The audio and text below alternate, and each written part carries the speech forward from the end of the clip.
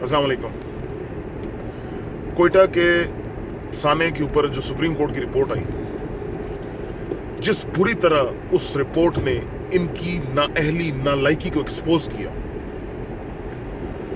جس طرح اس نے بتایا کہ نیشنل ایکشن پلان کی دھجیاں اڑا دی گئی، 2% کی اس کی امپورٹنس نہیں، 2% کی اس کی امپلیمنٹیشن نہیں. صرف اب آتے ہیں ہمارے چوہدری نثار صاحب 2 گھنٹے عوام کا دماغ کھا کے، ہیں جی، اپنی سیلف پریز، اپنی تعریفیں اپنے منہ خود ہی میاں مٹھو بن کے، اپنے آپ کو مظلوم قرار دے کے. ارے سرکار، مظلوم آپ نہیں ہے، مظلوم یہ عوام ہے، 22 کروڑ غریب عوام جس نے آپ جیسے لوگوں پہ اعتماد کیا.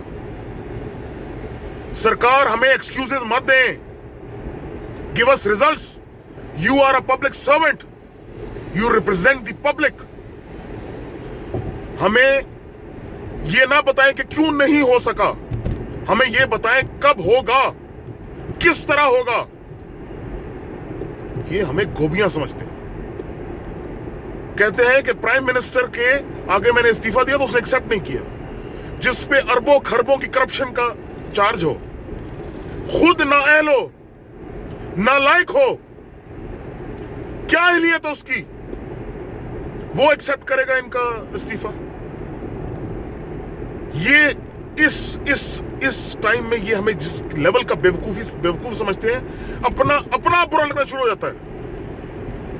جس طرح ایک پلان کے تحت اس تمام ملک کے اداروں کا بیڑا غرق نکالا گیا، نااہل لوگوں کو اعلیٰ منصبوں پہ بٹھایا گیا، میرٹ کی دھجیاں اڑا دی گئیں، ان سے پروگریس ایکسپیکٹ کریں ہم. یہ ہمیں بیوقوف سمجھتے ہیں.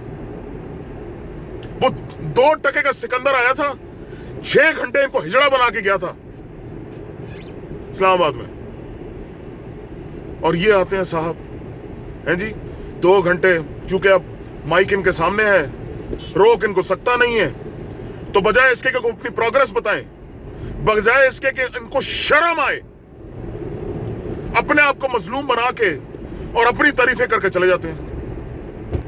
یہ حال ہے جی.